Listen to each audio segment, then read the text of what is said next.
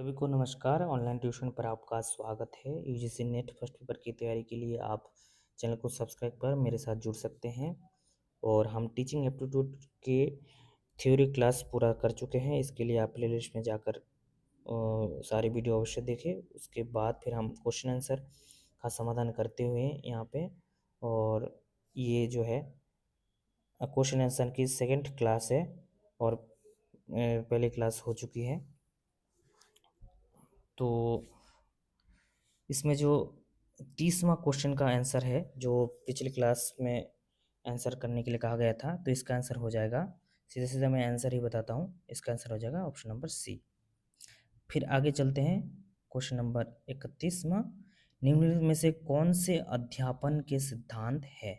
अध्यापन मतलब पढ़ाने के सिद्धांत कौन से है निम्न में से? तो क्या हो जाएगा आंसर? तो इसका आंसर हो जाएगा ऑप्शन नंबर डी, सारे के सारे है। ये सब सारे के सारे सूत्र के अंतर्गत आते हैं और सारे हो जाएंगे अध्यापन के सिद्धांत।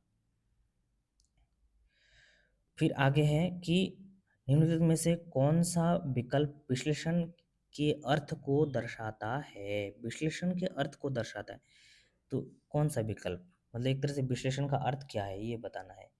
तो इसका आंसर हो जाएगा ऑप्शन नंबर ए, संघटक भाग में एक समस्या का हल ढूंढने की क्षमता, समाधान ढूंढने की क्षमता को विश्लेषण कहते हैं।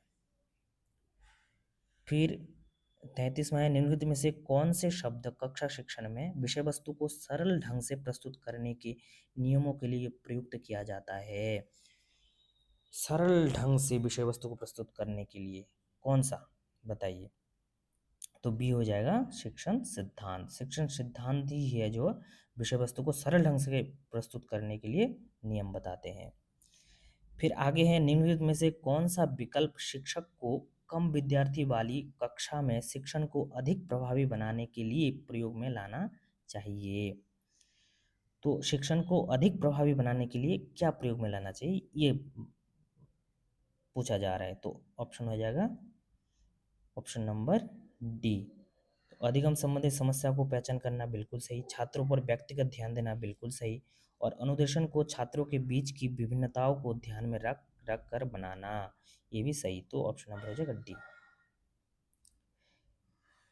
फिर आगे है, निम्नलिखित में से शिक्षण सम व्यवसाय के प्रारंभ में सबसे महत्वपूर्ण एकल कारक कौन सा है? सम व्यवसाय के प्रारंभ में तो एकल कारक कौन सा होना चाहिए? तो 35 का ऑप्शन आंसर हो जाएगा ऑप्शन नंबर सी, शिक्षक को अपना व्यक्तित्व और क्षमता को कक्षा और छात्रों से संबंधित करना। 36 का आंसर हो जाएगा, निम्नलिखित में से कौन सा कथन प्रभावी शिक्षण के संदर्भ में सही है? कौन सा कथन प्रभावी शिक्षण के संदर्भ में सही है? तो इसका आंसर हो जाएगा ऑप्शन नंबर सी, शिक्षकों द्वारा छात्रों को सिखाना और समझाना। फिर आगे है दार्शनिक टैगोर और उसका दर्शन, ठीक है ना। तो विवेकानंद, महात्मा गांधी, तो महात्मा गांधी का क्या है? तो महात्मा गांधी का इनमें से हो जाएगा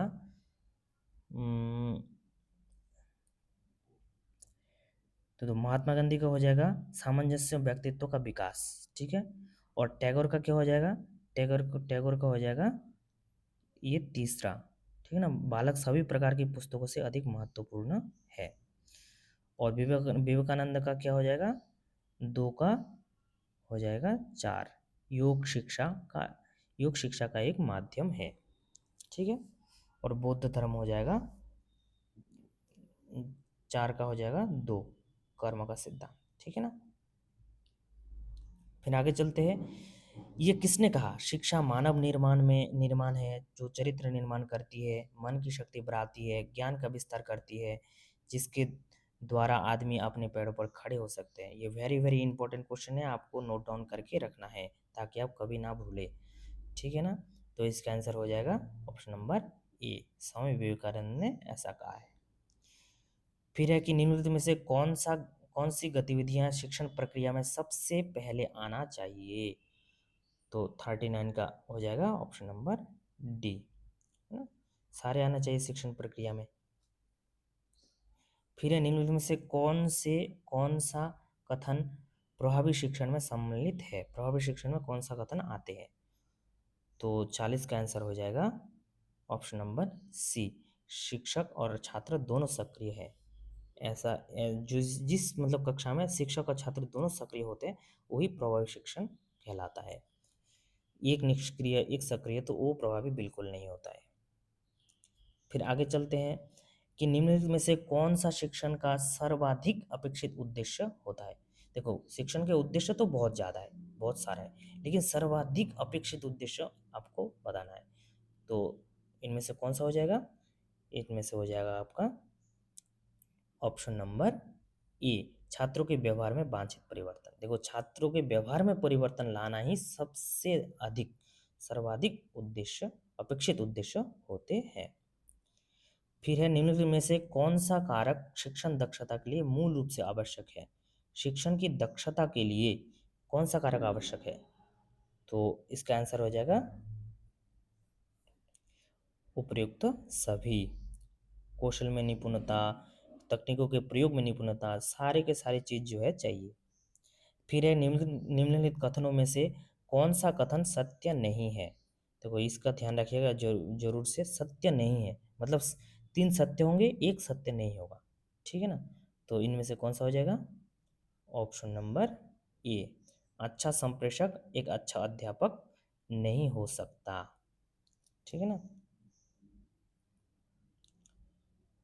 तो एक अच्छा संप्रेषक एक अच्छा अध्यापक नहीं हो सकता। संप्रेषक को हास्य का अच्छा बोध होता है, संप्रेषक को विस्तृत पठन ज्ञान होता है, संप्रेषक को सभी भाषाओं का ज्ञान होता है। नहीं, इसमें मेरे ख्याल से थोड़ा सा वो है, गड़बड़ी है। इसमें सत्य नहीं है ऐसा नहीं है, इसमें इनमें से कौन सा सत्य है ये होना चाहिए कि निम्नलिखित कथनों में से कौन सा कथन सत्य है? तो हो जाएगा एक अच्छा संप्रेषक एक अच्छा अध्यापक नहीं हो सकता। हाँ हाँ हाँ, ये सही सही बात है कि इसमें बोला नहीं हो सकता, सही बात है, यही सही, यही सत्य नहीं हो सकता, क्योंकि एक अच्छा संप्रेषक एक अच्छा अध्यापक होता है, इसमें बोला है नहीं है, तो इसीलिए हो जाएगा यही आंसर। एक सफल शिक्षक वही होता है जो जो क्या जो ऑप्शन नंबर एक, वो अपने विषय को अच्छी तरह से जानता हो, ठीक है ना, वही सफल शिक्षक होता है। फिर यदि एक शिक्षक अपनी आय बढ़ाना चाहता है तो उसे निम्नलिखित में से कौन सा उपाय करना चाहिए? बताइए, निम्नलिखित से कौन सा उपाय करना चाहिए? तो इसका आंसर हो जाएगा ऑप्शन नंबर डी, पुस्तक लिखना चाहिए। पुस्तक लिख कर ही तो उसका आय बढ़ाया जा सकता है ना। फिर है 46वां, एक प्राचार्य के रूप में आप अपने शिक्षक सहयोगियों को किस कार्य के लिए प्रोत्साहित करेंगे? आप एक आचार्य है, प्रिंसिपल है, तो आपने शिक्षक जो सहयोगी है उसको किस कार्य के लिए प्रोत्साहित करेंगे आप? तो इसका हो जाएगा ऑप्शन नंबर डी, सभी। दलितों के उत्थान के लिए सामूहिक सेवा, ज्ञान की वृद्धि के लिए पाठ्यक्रम में भाग लेना, है ना, सेमिनार सम्मेलन में भाग लेना, सभी सभी चीज़ों में प्रोत्साहित करेंगे। फिर 47 में, एक शिक्षक निम्न में से किस प्रकार की गतिविधियों से अपने छात्रों के बीच सबसे अधिक प्रभावी ढंग से सामाजिक और नैतिक मूल्यों को आत्मसात करने में सहायता कर सकता है? तो ऐसी कौन सी गतिविधि है जिससे सबसे अच्छा हो सकता है छात्रों के बीच शिक्षक का? तो 47 का आंसर हो जाएगा ऑप्शन नंबर सी, छात्रों को सह पाठ्यक्रम गतिविधियों में सक्रिय रूप से सम्मिलित करके, है ना।